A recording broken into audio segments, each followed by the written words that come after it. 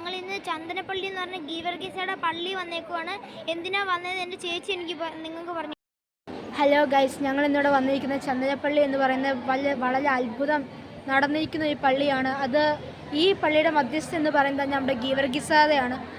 ഈ ഗീവർഗീസാദയുടെ ആരാധന അല്ലെങ്കിൽ വിശ്വാസികളെല്ലാം മെയിനായിട്ടും ഈ പള്ളിയിൽ വന്നിട്ടുണ്ട്. കാരണം ഈ പള്ളി ഗീവർഗീസാദയുടെ നാമത്തിലാണ് അറിയപ്പെടുന്നത്. ചന്ദനപ്പള്ളി, സെൻറ്റ് ജോർജ് ചന്ദനപ്പള്ളി എന്നാണ് ഈ പള്ളി അറിയപ്പെടുന്നത്.